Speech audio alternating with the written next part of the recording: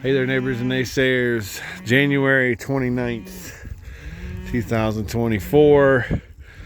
As promised, I took a video this morning moving cows to concrete and said I'd come up here and take a look at what we had here after about 5 inches of rain over the last week. And you can see, yeah, it's mud. There's mud around it, no doubt. And this will be pockmarked for the next 10 years. You'll know that this bale ring was here if you got down on your hands and knees and felt it. Outside of that, nope.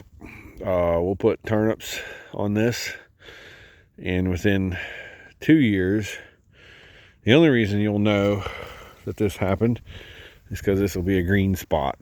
This is nothing. This ain't nothing, as the song goes. This is just a little bit of a knot, a pock mark, nothing to worry about. So if you watch my first video from today, where cows had to move to concrete, versus this one, and there again, if we had all the cows up here, I know all of you are saying you'd have a bigger mess. No, we'd have a bigger area, and we'd have quicker moves and same number of cow days per bale. So we'd be looking at about the same thing. The recipe here for success is their stockpile grass under their feet, so a better root system.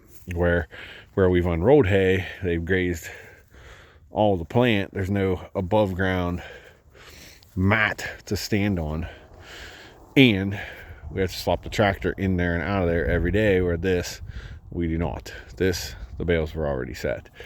And just in case, I'm sure I have, but you can see there's the next couple weeks bales already set behind us. We've got to set some more out here yet this winter, but I wanted to come up here and take a look, and here's one of those days where last time I moved rings, because I was up here, now with the cows out of the way, I can bring the four-wheeler up here so it doesn't take as much, and that ring there just has too much hay in it for me to want to move them today. Although I'm still wrestling with it because I got a busy day tomorrow, and I don't know that I'm gonna want to come back up here tomorrow. I'd almost rather just go ahead and move them and let them spread that out over that ring where it's muddy, just to help mulch that out some. So part of the reason taking a video is because I had to think about it for a minute. We hauled hogs today and had a dog go to the vet to be fixed today, spayed today. So been a day off of work anyway, and I kind of try to make the most of it while I'm here. Got another load of hogs to go tomorrow. So just interesting study after this much rain. I mean, like, down and out rained yesterday. It rained so much, it's just I was afraid of what I was going to find both here and where we unrolled hay. And you know, it usually takes me a while to talk Dad into going ahead and moving the cows to concrete, but last night I said, are we moving them to concrete? And he said yes. That's the only thing we got left to do, where these guys are still out. And that tells all the story it needs to tell right there. This is what we could do all the time. Would we have to make some changes? Sure. The benefit of this being up here is really high and dry soil type, and we just need to have bales setting in places that are high and dry for these rainy periods and move them. It took us all of 40 minutes to move cows today. I mean, it wouldn't take that long to move them to a higher and drier spot when we got this muddy. And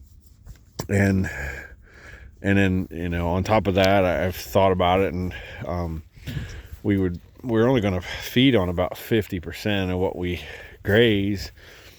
I would probably leave 25% of it in just stockpile without bales, so that when it got this muddy, we could give them an extra little slice of stockpile grass to save it for the end of the year, the end of the season, so that they could get out on that and rest a little bit too, and that would help lessen the impact on these bales around here. But I mean, this is, like I said, nothing. This is going to look in another year like an oasis because it's going to turn green. I mean, this is just a little bit of sloppy mud on top, but there's still grass underneath, and that's just going to grow right out. Especially if it breaks down a little bit through the spring, it'll grow right back. Now, last summer we had a problem with areas that looked like this, worse than this, but looked like this, that were plugged up. It got so dry and so hot so fast that this just baked into clay, and it didn't grow for a long time. But eventually, by the end of the summer, it was growing stuff good, especially once we got turnips and Italian rye on it. But it baked up, and it was kind of ugly for a little while, and then it grew right back. So, all right, just thought I'd give you a picture of what it looks like after a whole bunch of rain. With that, I'll say, see you next time.